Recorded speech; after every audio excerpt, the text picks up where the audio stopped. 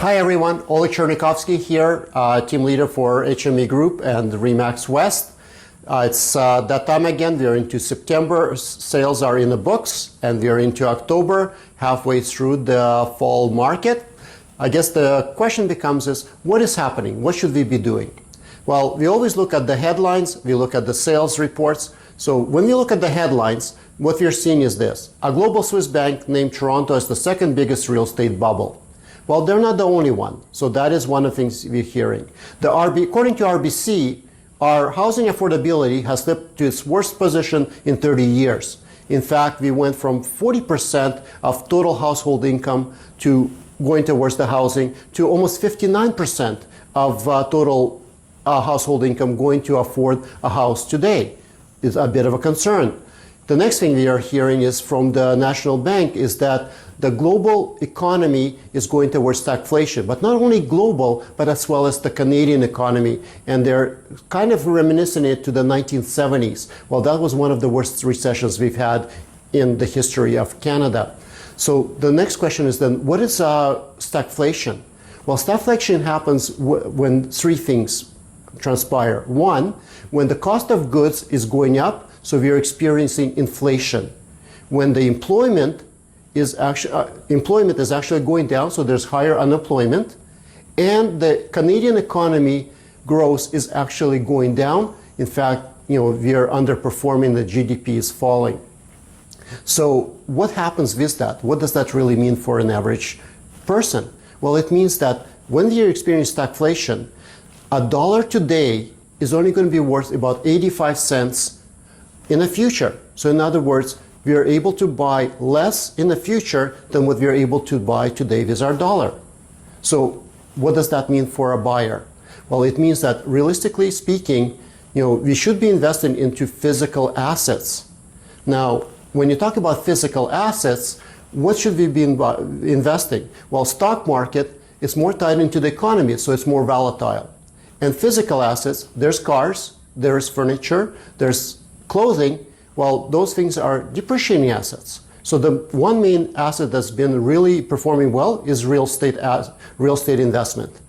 And finding good, solid real estate investments with positive cash flow is an excellent way to ensure that even in a declining economy, you're able to protect your assets and your financial security. So then I guess the question is, what do the headlines really mean? Well, when we're talking about the bubble, a bubble usually implies that something is about to burst. And when things burst, usually that means prices fall down. Well, the truth of the matter is this. Are we expecting the prices to fall down? The answer is no. Based on our sales, based on the economy, we're actually expecting the prices continue to rise throughout 2021 and moderately through 2022. And that's going to be for a number of reasons. One is due to stagflation, or the inflation of pricing, as the cost of crude is going up, cost of transportation is going up, cost of food is going up, cost of construction going up. Basically, all costs are going up. The second thing is, our Canadian government has told us that they're expecting to bring in almost 400,000 to 410,000 new immigrants per year into Canada during the year of 2021, 2022, and 2023. Well, 40% of that, over 180,000 people, are going to be coming into Ontario. So what does that mean? There's higher demand for rental space. There's higher demand for housing. So when their demand goes up, what happens to the price? It goes up, right? And the other aspect we're looking at is interest rates. People were concerned that what happens if the interest rates go up, the affordability goes down, therefore the market is going to stall. Well, the truth of the matter is, due to the Canadian economy being so fragile, our politicians are not able to raise the interest rates. So probably for the 2021 and balance of 2022 and most likely part of 2023, we do not expect the interest rates to rise by anything significant, if at all.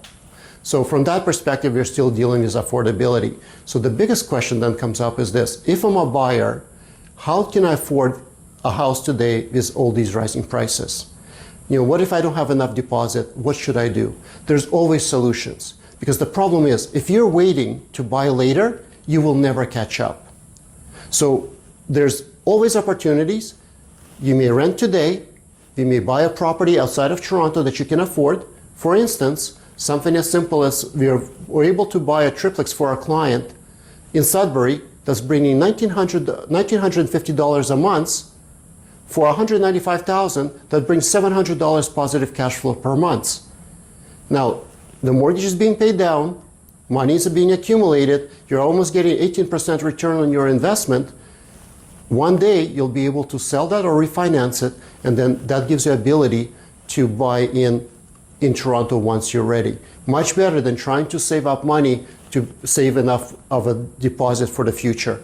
Again, just one example, there's many different solutions. So if you have a dream and you want to make it a reality, give our team a call and they'll show you different strategies that will work for you.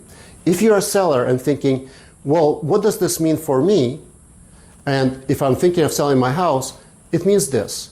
It's still going to be a seller's market for basically 2021 and most of the 2022.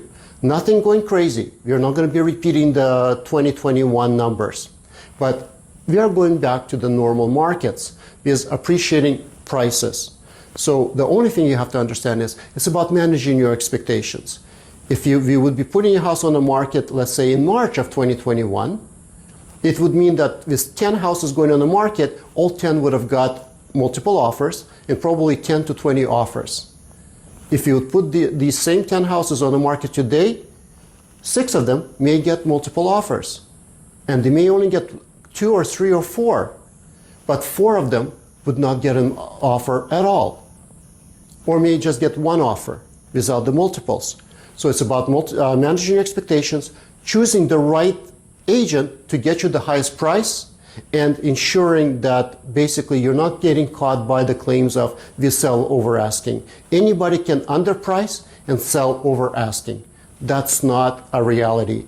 Your job is finding an agent that can sell your house over market and maximize your returns on your home and getting the highest price. So if you have questions, give us a shout. My team is here to help. Stay tuned to our YouTube channel for how-to videos as well as our future market reports. Oleg Chernikovsky, look forward to speaking with you.